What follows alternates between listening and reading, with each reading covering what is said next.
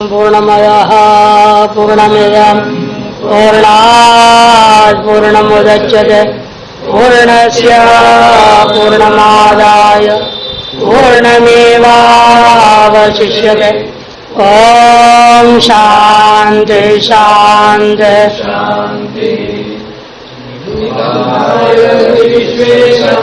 विहाय गुरुवंदनम बालानां सुखबोधाय क्रियते तर्कसंग्रह। ओम शांति शांति। किंतु विशेषा विशेषण पदार्थ बता रहे। इन किसी भी दर्शन शास्त्र या पढ़ते हैं तो दर्शन शास्त्र जितने बने हैं सब मोक्ष प्राप्त करने। मोक्ष प्राप्ति जन्म मरण का निवृत्ति से ही होगा। और जन्म मरण का निवृत्ति कैसे होगा? तत्व ज्ञान से होगा। और तत्व क्या है, कितने हैं, ये सब प्रश्न उठेगा। तो शास्त्रकारों ने क्या किया, जो कुछ भी हमें दिखाई दे रहा है, इस जीव का अनुभव में आ रहा है, उस तत्व का नाम रखा जगत तत्व है। पहला तत्व क्या है? जगत है।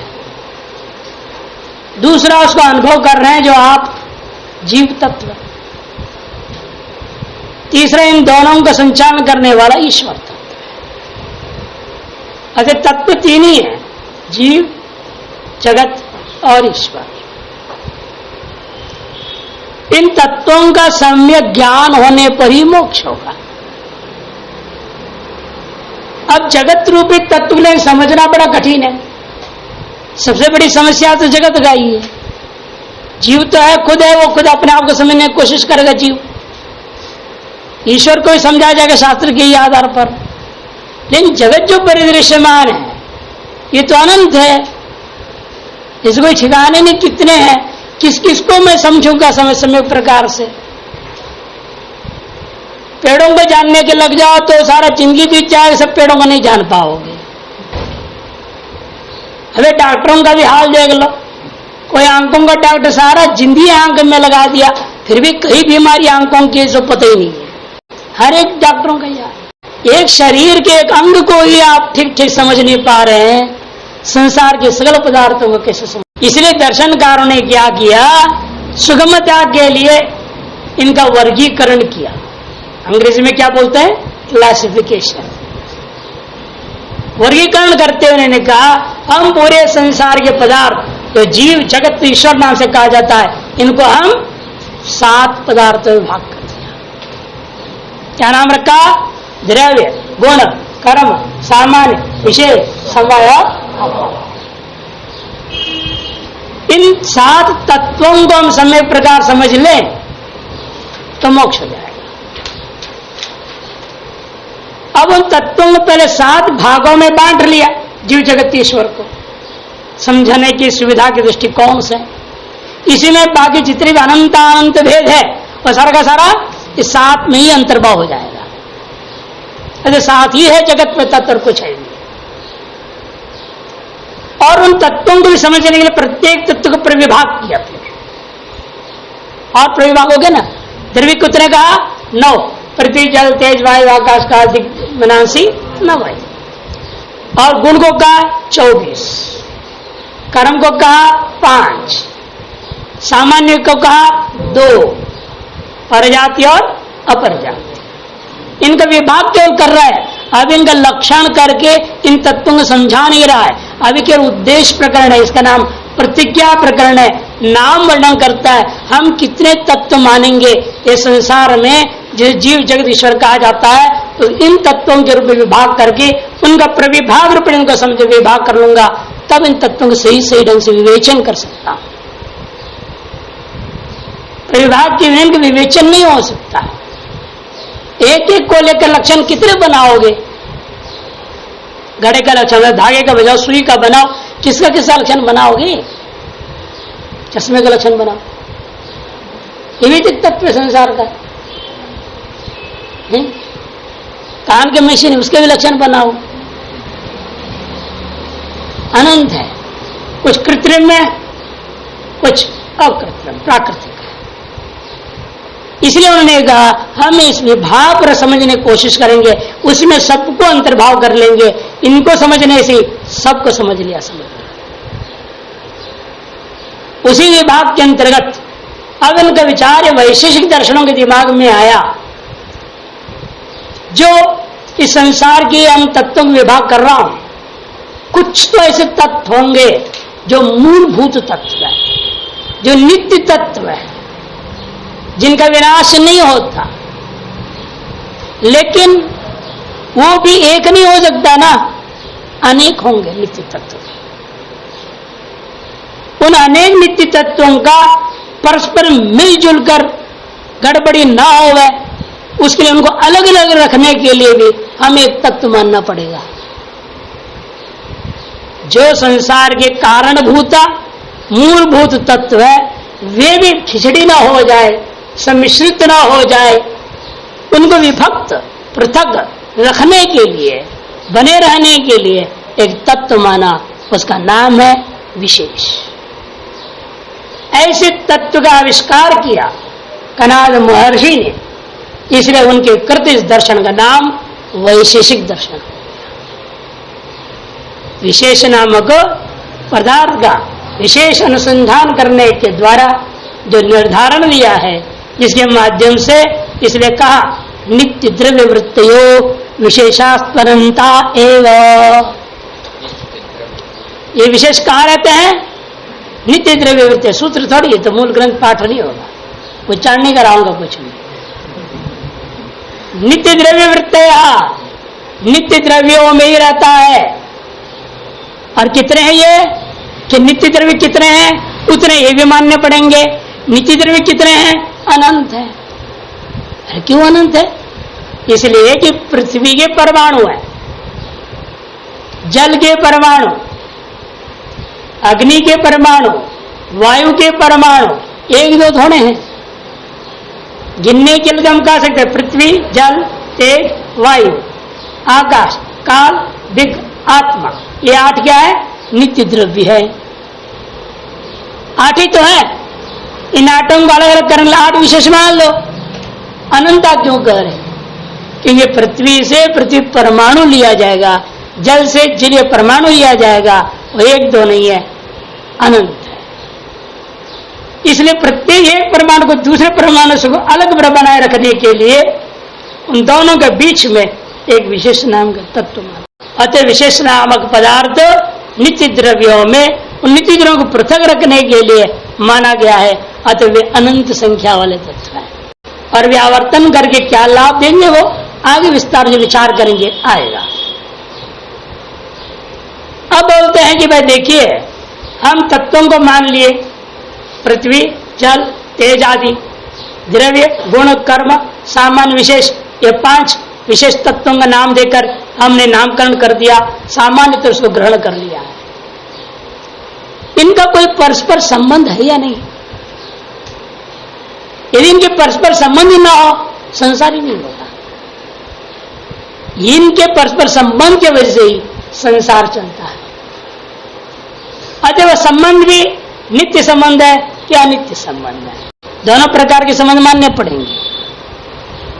लेकिन परमाणुओं का, कारणों का, अपने कार्य रूपा जगत के साथ में नित्य संबंध मानना पड़ेगा।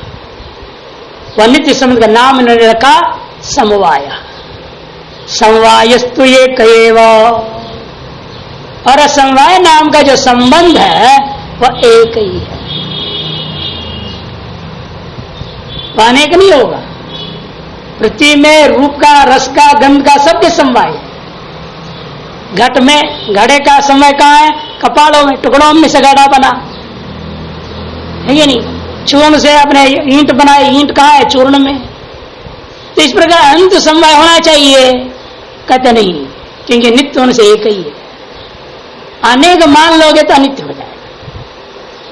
इस भय से वो समवाय संबंध को एक मानते हैं। लेकिन हम उन्हें कहते हैं अनेक मात्र मात्र से कोई भय नहीं होना चाहिए आपको, कि परमाणु अनेक है या नहीं, फिर भी नित्य है ना। समवाय भी अनेक होने दो, फिर भी नित्य रहेगा, क्या आपत्ति है? मानना ही तो है, मान लो ऐसे भी। जब परमाणुओं को अनेक होता हुआ नित्य मानते हो, वह अनेकत्व अनित्यता का उत्पादन कर नहीं कर रहा। इसी प्रकार से समवाय को भी अनेक मान लीजिए, फिर भी नित्यत्व मानने में कोई आपत्ति नहीं। इसे अनेकत्व अनित्यत्व का व्यापी नहीं है। यत्र यत्र अनेकत्वम तद अनित्यत्वम कहो तो परमाणु में भी अनित्य हो जाएगा। अनेकत्व परमाणु अनित्या अनेकत्वाद हेतु दे दूंगा। इसे यत्र यत्र अनेकत्वम तत्र अनित्यत्वम नहीं हो सकता है। इसे समवाय कुछ लोगों के मत में इसलिए अनेक मान लिया गया, लेकिन नैया कहता एक मानने से भी व्यवस्था दे सकते हैं। अब आता है ये जो 6 भाव पदार्थ माना गया है, ये 6 क्या थे? भाव पदार्थ, द्रव्य, गुण, कर्म, सामान्य, विशेष, समवाय। ये 6 क्या है? भाव पदार्थ। ये 6 भाव पदार्थों का प्रत्येक का कहीं न कहीं अभाव भी मिलेगा, और अभाव में ही जीवन ही होता है, और अभाव में संसार रहता है। अभाव से परिपूर्ण है। हर व्यक्ति का जीवन में अभाव है। हर व्यक्ति का जीवन में जिस प्रकार से अभाव है, इस संसार में भी हमेशा किसी न किसी वस्तु का अभाव बना रहा है। नित्य निरंतर उस अभाव को दूर करने के लिए ही आविष्कार में लगे रहते हैं। ये तो R&D बोलते हैं, रिसर्च एंड डेवलपमेंट डिपार्टमेंट की क्या जरूरत है? जो है इतने पर्याप्त है, मस्त रहो। नए नए बनाने की क्या जरूरत है? पप्पो टप्पो क्या क्या बना रहे, क्यों बना रहे हो? उन्हें अभाव है। अभी जो है इसमें भी कमी है। आपको कईयों को कमी भले ना समझ में आवे, लेकिन बनाने लोग खुद को कमी समझ में आ रही है। जैसे नए मॉडल बना रहे, अभाव है। वस्तुओं में अभाव है, सुख दुख का भी अभाव है। कहीं सुखाभाव है तो परेशानी, दुखाभाव है तो परेशानी। हाँ, सुखी भी परेशान है क्योंकि सुख दुख का अनुभव नहीं आ रहा। दुखी तो परेशान नहीं है, उसका सुखानुभव नहीं है। इसलिए अभाव को समझने के लिए अभाव को भी 4 भाग कर देते हैं। अभाव चतुर्विधा, अभाव के 4 भाग बांट के समझा जाता है। प्राग अभाव, प्रध्वंसा भाव, अत्यंता भावो, अन्योन्या भावश्चेति। एक है प्राग अभाव, उत्पत्ति से पहले जो अभाव होता है उसका नाम प्राग अभाव है। जैसे अधिकतर वंशों में देखा जाता है, आज भी ईसाइयों में भी है, बेटा नहीं है तो नो हेवन, नो सन नो हेवन। उनमें भी बाइबल में लिखा है। इसे क्रिश्चियन भी पुत्र प्राप्त करने लगे रहते हैं। हिंदू में तो है ये पुत्र बिना पितरों की गति नहीं है। पुत्र का प्राग अभाव दंपति को सताता है। उत्पत्ति से पहले जब उसका नाम प्राग अभाव, पुत्रोत्पत्ति से पूर्वकालीन जो पुत्र प्राग अभाव है वह दंपति को सताता है। इस तरह से एक दृष्टांत है, अनेक दृष्टांत। आपके अंदर ब्रह्म विद्या उत्पन्न नहीं हुई है, उसके प्राग अभाव है, वो आपको सता रहा है। ब्रह्म विद्या कैसे होगी, कब उत्पन्न होगी? है छटपटाहट है किसी में होगी, जब होगी देखा जाएगा। नहीं, ढीलापन है। तीव्र छटपटाहट जिसमें है वो तो एक क्षण भी ब्रह्म विद्या से रहित रहना नहीं चाहता, लग जाता है। इसलिए अभाव, प्राग भाव सत्य के अंदर मुक्ति पर्यंत प्राग भाव का अनुभव होता है। प्रध्वंसा भाव भी है, इसका भी अनुभव सबको है। कई चीजों का नाश हो चुका है ना आपका, और कुछ नहीं तो अपनी जवानी तो नष्ट हो गई, बुढ़ापा ही चुका है। स्पष्ट अनुभव में आ रहा है कि इसलिए बाल्यावस्था का ध्वंस हो चुका है, युवावस्था में आप आ चुके हो। बाल्यावस्था का प्रध्वंस भाव अनुभव में आ रहा है। कई चीजों का अत्यंता भाव है, अत्यंता भाव, वस्तुओं का अत्यंता भाव, सबसे बड़ा अत्यंता भाव नोटों का अत्यंत। अनेक विचार रहता है, ये बनाओ वो बनाओ, बना नहीं पाता, नोट का अत्यंता भाव सताता है। और तीसरा, ये अन्योन्य भाव सबसे बड़ा दुखी, सब दुख देने वाला। मैं आपसे अलग हूं, आप मुझसे अलग हैं, यही दुख का कारण है। भेद ज्ञान, अन्योन्य भाव का मतलब क्या? भेद ज्ञान। घट पटो नास्ति, पट घटो नास्ति, अतएव घट पटाओ भिन्नो। ये जो भेद प्रतीति है, यही सब दुख का कारण है। इस भेद का नाम अन्योन्य भाव। इस प्रकार से पदार्थों का प्रतिज्ञा पूरी हो गई, उद्देश्य प्रकरण पूरा हो गया। अब लक्षण प्रकरण आरंभ। द्रव्य का लक्षण के अंतर्गत पहला द्रव्य क्या संकल्प किया था आपने? उद्देश्य प्रकरण में प्रतिज्ञा की थी पृथ्वी। इसे पृथ्वी का लक्षण, उसके प्रभेद पर विचार करते हैं। तत्र गंधवती पृथ्वी, तत्र मने नवद्रव्येषु मध्य। अब सप्त पदार्थ है ना, अब तक तत्र मने सप्त पदार्थेषु मध्य समवाय, सप्त पदार्थेषु मध्य भाव, सब तत्र तक सब जगह जोड़ा था। और अब यहाँ तत्र का अर्थ है नवद्रव्येषु मध्य, नवद्रव्याणाम मध्य, नवद्रव्याणाम मध्य, ये अर्थ होगा तत्र। पृथ्वी नामक जो द्रव्य है उसका लक्षण कर रहे हैं, गंधवती पृथ्वी, गंधवती पृथ्वी। अब यहां थोड़ा टिप्पण संग्रह में जाएंगे लक्षणों के बारे में। स्वरूप लक्षण, तटस्थ लक्षण, ये सब बाद में ले रहे हैं, छोड़िए, जब नीचे में आए उसी समय ले जाएंगे।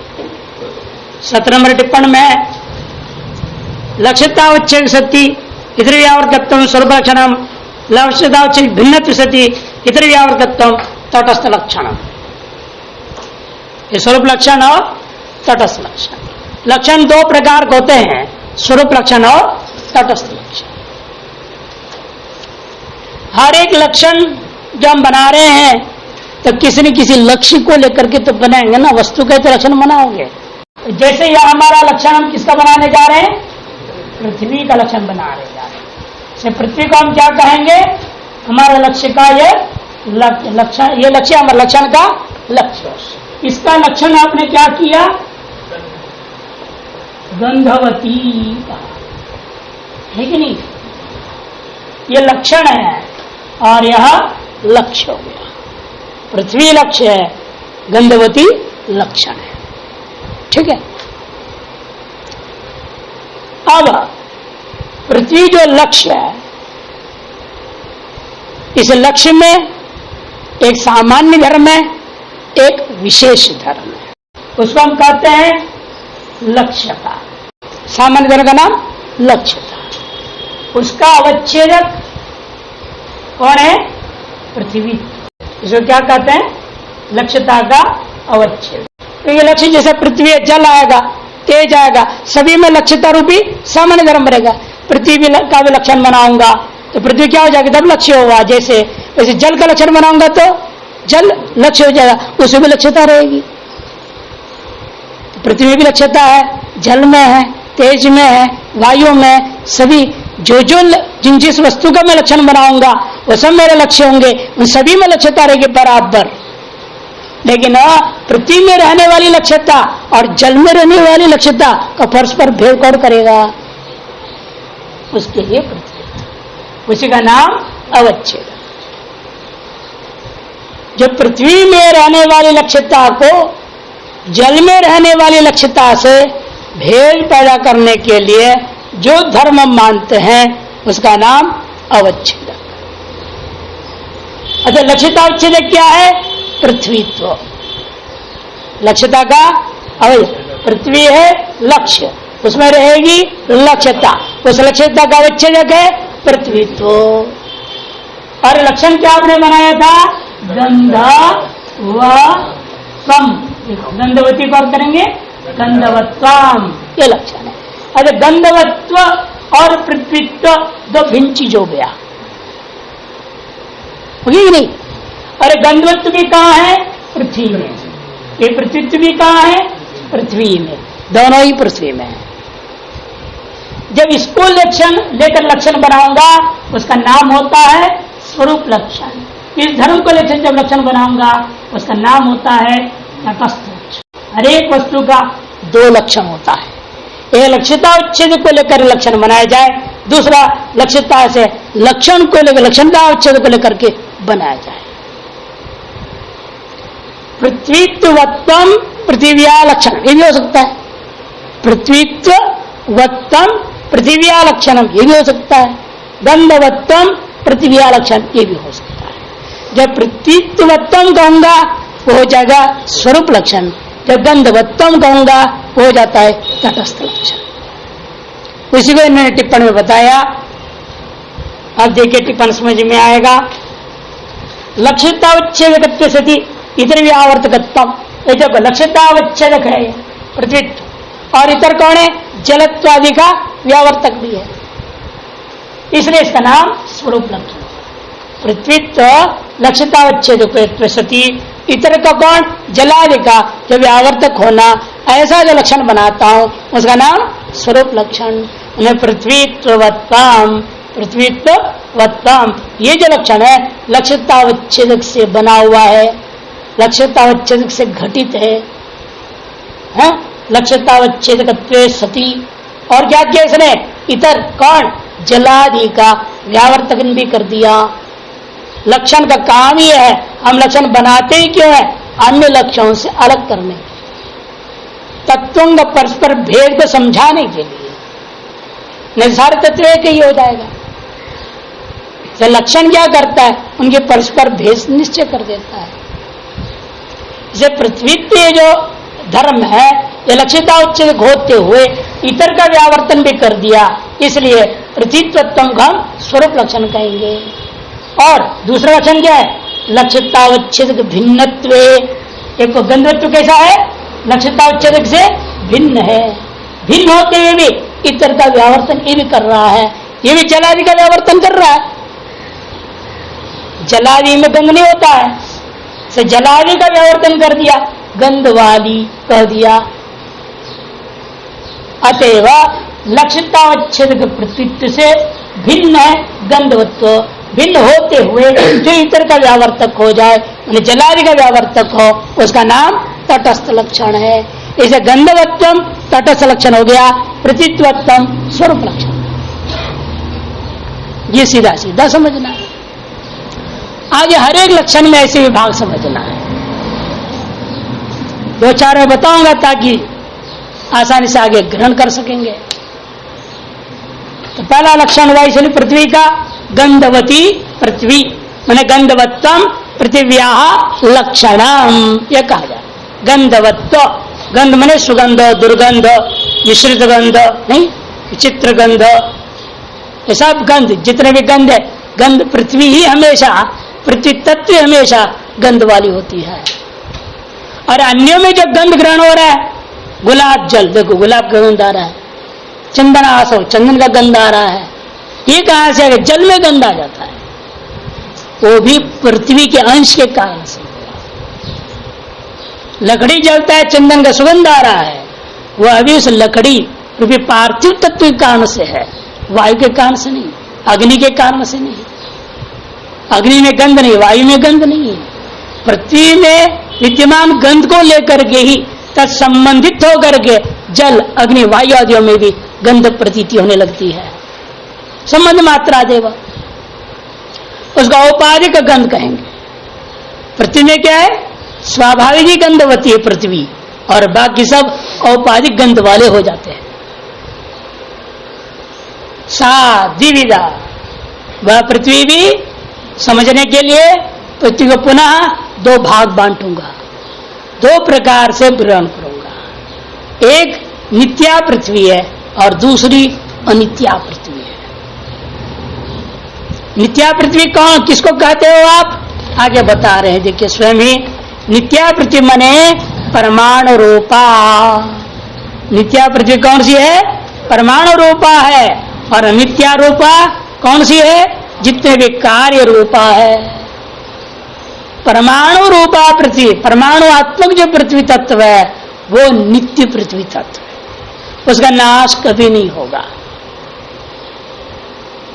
पृथ्वियों का सम्मेलन ईश्वर कर देता है, विभाग भी ईश्वर कर देता है। प्रत्यंग सम्मेलन करता है, सृष्टि उत्पन्न होती है। परमाणु का सम्मेलन करने से सृष्टि उत्पन्न होती है, और जब परमाणु विघटन किया संसार का प्रलय हो जाता है। इसको आरंभवाद कहते हैं। नैयायिक और वैशेषिक क्या है? आरंभवादी है। परमाणु को जोड़ते हैं तो आरंभ होता है, दृढ़कारी क्रम से सृष्टि उत्पन्न होता है, और विघटन करते करते करते करते बस परमाणु विभाग को बना देता है ईश्वर, जब तब प्रलय हो जाता है। और वह परमाणु प्रलय काल में भी है, स्थिति काल में भी है, सृष्टि काल में भी है। परमाणु का वैसे वैसे बने रहते हुए वो जुड़ जाने पर उनका कोई हानि नहीं होता, कोई विकार नहीं होता, न परिमाण में न किसी चीज में घटो घटो कुछ नहीं होता, वैसे का वैसे रहता है परमाणु। इसलिए परमाणु को नित्य कहा। ये वैज्ञानिकों को परमाणु नहीं लेना, इसको भी उन्होंने तोड़ दिया, खुद ही तोड़ दिए हैं, नित्य कहा गया। इसलिए वो परमाणु संज्ञा भले दे दिया उन्होंने, उनकी अपनी पारिभाषिक संज्ञा समझे, हमें क्या फर्क पड़ता है? वो अपने नामकरण करे किसी भी तत्व को। हमारे यहाँ जो परमाणु तत्व, वह तत्व परमाणु नाम का वस्तु जिसका और आगे विभाजन नहीं हो सकता। अविभजनीय तत्व का नाम ही परमाणु है, वह नित्य है। और इन द्विणुकों को मिला करके, परमाणु को मिला करके द्विणुकारी क्रम जो सृष्टि हुई, द्विणुक से सारे ब्रह्मांड जितना भी है सब के सब कार्य रूपा पृथ्वी है। अतः इन कार्य रूपा पृथ्वी को भी समझने के लिए पुनः त्रिविधा, पुनः त्रिविध किसका कर रहे हैं? परमाणु त्रिविधा नहीं, कार्य रूपा पृथ्वी पुनः त्रिविधा। कार्य रूपा जो पृथ्वी है, अनंत ब्रह्मांड जो स्थूल सृष्टि है, इसको भी हम समझेंगे कैसे? तीन भाग में बांट के समझेंगे। शरीरेंद्रिय विषय भेदात, शरीर, इंद्रिय और विषय। पार्थिव शरीर, पार्थिव इंद्रिय और पार्थिव विषय। पृथ्वी से, पृथ्वी का परमाणुओं से बना हुआ शरीर, पृथ्वी का परमाणुओं से बना हुआ इंद्रिय और पृथ्वी के परमाणुओं से बना हुआ विषय विभाग। पूरे ब्रह्मांड को हम पार्थिव जो भौतिक जगत है, पृथ्वी रूपी भूत तत्व का जो भौतिक कार्य है, उसको हम तीन भागों में ले सकते हैं। पार्थिव शरीर, पार्थिव इंद्रिया और पार्थिव विषय भेद से न जाना जा सकेगा। पार्थिव शरीर का प्रसिद्धि कहाँ है? अरे पूछते हो खुद क्या हो? आपका शरीर क्या है? पार्थिव शरीर है ना। इसे कहा पार्थिव शरीर को विलीन कर दिया पंच तत्वों में। बोलते हैं ना, किसी मरे हुए को जब जला देते हैं, अखबारों में न्यूज में से भी आता है, उनके पार्थिव शरीर को पंच तत्वों में लीन कर दिया गया, ये कहा देता है। अतः अस्मदादि नाम दृष्टांत क्या है पार्थिव शरीर का? अस्मदादि नाम एवं, हम लोगों के अपना ही जो शरीर है ये, यही हमारे पार्थिव शरीर का साक्षात दृष्टांत है। पार्थिव इंद्रिय क्या है? इंद्रियम गंधग्राहकम घ्राणम नासाग्रवर्ती। इंद्रिय उसे कहते हैं पार्थिव इंद्रिय जो गंध को ग्रहण करता है। गंध ग्राहकत्व सती इंद्रियत्वम घ्राणस्य लक्षण। इस इंद्रिय का नाम क्या है? पार्थिव इंद्रिय का नाम घ्राणेन्द्रिय, नाक घ्राण इंद्रिय। और से काम क्या है? गंध ग्रहण करना, सुरभि असुरभि आदि गंध ग्रहण करना। इसे घ्राणेन्द्रिय का लक्षण क्या बना? इंद्रिय स्थिति गंध ग्राहकत्वम। ये घ्राणेन्द्रिय रहता कहां है? आपके शरीर के अंदर कहां स्थित है? कहते हैं तब नासाग्रवर्ती। योगियों का नासाग्र दृष्टि नहीं ले लेना। यहाँ योगियों के नासाग्र तो ये हो जाता है, इसके सामने देखो, यहाँ नासाग्र नहीं, दोनों ये नासा छिद्र का ये बाह्य भाग हो गया ना, फैला हुआ। और इसको मुंह में जाओ, अग्र अंदर जाएगा। उस जो दोनों नासा छिद्रों का सम्मिलन क्षेत्र है, देश विशेष है, वहां पर घ्राण इंद्रिय नासिका के अग्र भाग में उनकी वृत्ति है, इसे नासाग्रवर्ती। और विषय क्या है? पार्थिव विषय अनंत है भाई। कितने नाम गिनाओ, जो भी नाम मैं गिनाओ वो भी कम पड़ेगा, क्योंकि आप नया नाम दे के कोई और नया तैयार कर देते हो ना। आपको भी नामकरण करने का पूरा अधिकार वेदों ने दिया है। कोई भी चीज नया बना उसका नामकरण कर देंगे, नहीं करेंगे? मैं कुंभ मेला में भी हमने देखा झोंपड़ियां लगाई, कितने 2 महीने के लिए, उसका भी नाम कर दिया गौतम कुटीर, अगस्त्य कुटीर, ये कुटीर वो कुटीर, 2 महीने के लिए भी नामकरण कर दिया। और लिख देते अमुक भक्त अमुक कुटिया में जाओ, अमुक महात्मा अमुक कुटिया में अलॉटमेंट हो रहा है। कैसे व्यवहार है देखो। से पार्थिव कार्यों का नाम गिनना असंभव है। फिर ये मोटा मोटी मृत पाषाण आदि ही कह दिया, मिट्टी पत्थर आदि पार्थिव कार्य अनंत है। घास फूस झोंपड़ी मकान उगान सब क्या है? पार्थिव ही है। ये मृत पाषाण आदि विषय, विषय क्या है? मृत पाषाण आदि कह दिया। द्रव्य स्थिति गंध ग्रह गंध मात्र व्यंजक स्वरूपतम घ्राणेन्द्रिय का लक्षण बना दिया। अब आता है जलस्य किम लक्षण। दूसरा द्रव्य कौन है? जल। दूसरा द्रव्य है जल। जल का लक्षण करते शीत स्पर्शवत्य आप। शीत स्पर्श वाली जो तत्व है उसका नाम आप मन जल है। अतः शीत स्पर्शवत्तम जलस्य लक्षणम। अब इसी में घटाओ पूर्वत शीत स्पर्शवत्तम, शीत स्पर्श वत्य बहुवचन है। आप नित्य बहुवचन आता है ना आप, अथवा जल को जलम जले जलान। अब इस आपर भी जल में लक्ष्यता रहेगी। लक्ष्यता उच्चत क्या होगा? जलत्व। लक्षण का उच्चत रूप जो विशेष धर्म क्या होगा? शीत स्पर्श वत्वम। अतः जल हमारा लक्ष्य है, जिसका हम लक्षण बनाए हुए यहाँ पर शीत स्पर्शवत्या। एदार लक्षण वाला यह लक्ष्यभूता जल में जो सामान्य धर्म रहेगी लक्ष्यता, और इस लक्ष्यता का भेदक विशेष जो धर्म है वह है जलत्व, जिसका वच्छेद कहा जाता है। और उसका लक्षण का जो शीत स्पर्शवत्या का वास्तविक स्वरूप क्या हो जाता है? शीत स्पर्शवत्तम लक्षण का स्वरूप बना। अतएव जलत्वत्तम यदि ऐसा लक्षण बनाता हूं वो हो जाता है स्वरूप लक्षण, और शीत स्पर्शवत्तम लक्षण बनाता हूं वो हो जाता है तटस्थ लक्षण। एक सामान्य धर्म को लेकर के किया, एक विशेष धर्म को लेकर के किया। दोनों ही जल का ही धर्म है ना। शीत स्पर्शत्व भी जल में है, जलत्व भी जल में ही है। सामान्य धर्म को देखकर जो लक्षण बनाते हैं उसका नाम स्वरूप लक्षण होता है। विशेष धर्म के अंदर लक्षण बनाया उसका नाम तटस्थ लक्षण है। जलत्वत्तम स्वरूप लक्षण हो गया, शीत स्पर्शवत्तम तटस्थ लक्षण हो गया। इसमें ही पूर्वत करेंगे ये जल को भी समझना है, जल तत्व को उसे पुनः 2 विभाग करके समझो। नित्य अनित्य भाग से द्विविधा नित्या अनित्याश्च।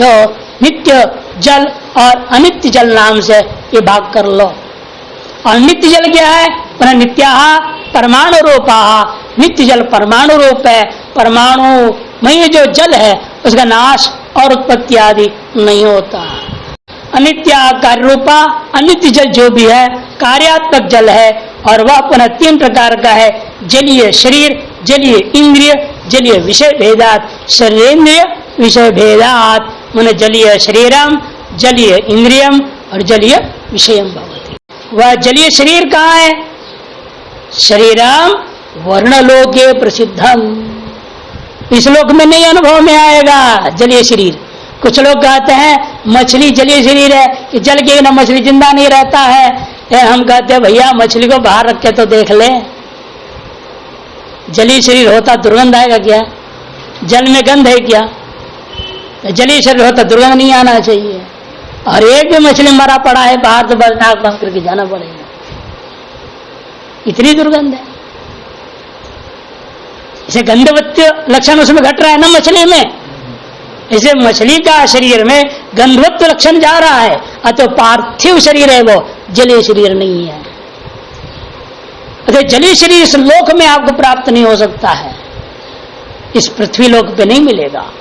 इसलिए कह दिया आपको अनुभव करना है, चाहे मर के जाओ चाहे योगी बन के जाओ, वरुण लोक में जाना पड़ेगा। नहीं, वरुण लोक में ही इसका अनुभव में आएगा। इसलिए कहते जलीय शरीरम वर्णलोके प्रसिद्धम इंद्रियम रसग्राहकं रसनं जिह्वाग्रवर्ती। इंद्रिय कौन सा है? रसनम रसग्राहकम, षड्विध रस, मीठा कड़वा खट्टा आदि रसों को ग्रहण करने वाला इंद्रिय का नाम रसनेन्द्रिय है, वह जलीय इंद्रिय है, जल का कार्यभूता इंद्रिय है। वो कहा रहता कहाँ है? वो जिह्वाग्रवर्ती, जीवा का अग्र में। जीवा का अग्र में कहाँ देखोगे आप? जीवा का अग्र कहाँ है? सामने काट दो तो फिर क्या होगा? रसनेन्द्रिय गया, उसको मीठा कट्टा नहीं पता चलेगा क्या? पता लगता है। इसका नाम जीवाग्र नहीं, चमड़े का अग्र भाग को नहीं लेनी जीवाग्र। ये जीवाग्र कहाँ है? जीवा का मूल। ये सब पीछे देखते हैं ना नाड़ियां, वो सब झुंड होकर के एक में मिल जाते हैं, वहां पर इंद्रिय। इसमें छेद होता है, छेद में रस जैसे घुसता है रस को नीचे पकड़ता है, वो सूक्ष्म बाकी स्थूल ऊपर से निकल जाएगा, अंदर जाएगा स्थूल। तो जिह्वा जो पूरा ऊपर दिख रहा है, निचले भाग जो नाड़ियां का गुच्छा है वो निकल जाए एकीभूत हो रहे हैं, उस स्थान में वो जीवा का अग्र, जीवा का मूल है, वहां पर आपको रसनेन्द्रिय मिलेगा। जीवाग्रवर्ती यहाँ पर लक्षण क्या बनेगा आपका? इंद्रियत्व सती रसग्राहकत्वम, जो इंद्रिय होता हुआ रस को ग्रहण करने वाला है उसका नाम रसनेन्द्रिय है, जो जीवा के अग्र यानी जीवा के मूल में रहता है। जैसे नासिकाग्र मने नासाग्र नासा मूल में गए, उसे यहाँ पर भी तन मूल में ले जाना है। और विषय क्या है? जलीय विषय सरित समुद्र आदि, झरने, जितने जलीय स्रोत जल स्रोत है, झरना निकलते जगह जगहों से, पहाड़ों से इत्यादियों से, झरने पानी आकर नदी बन जाते हैं, नदी से नदी मिलते जाते हैं, अंत में समुद्र हो जाता है। समुद्र पर्यंत जितने भी जलीय स्रोत है सारे का नाम जलीय विषय रूप में, स्थूल विषय रूप में ग्रहण किया जाएगा। जल का स्थूल विषय बाह्य जो पीने खाने लायक जो जल होता है वो होता है। जलीय का सूक्ष्म कार्य कौन है? इंद्रियां है। और जलीय के अति सूक्ष्म और भी सूक्ष्म कार्य है जो आपके अनुभव में यहाँ नहीं आ रहा है, जो वरुण लोक में जाकर अनुभव होता है, वह जलीय शरीर और भी सूक्ष्म। अतः विषय हो गया इसका सरित्र समुद्र आदि ही कहते। सरित्र माने नदी, समुद्र आदि का अन्य भी जलाशयों को लेना, कुआं भी लेना, बावड़ी लेना, तालाब लेना, सारी चीजें प्राकृतिक और अप्राकृतिक। आज के जमाने में टैंक भी ले लो, ऊपर का टैंक जो खड़ा है वहां भी जल है नहीं। सरित समुद्र आदि जल के बाद आरंभ आता है तेजस तत्व। तेजस तत्व में अग्नि तत्व, अग्नि तत्व के लक्षण आदि कल देखते हैं।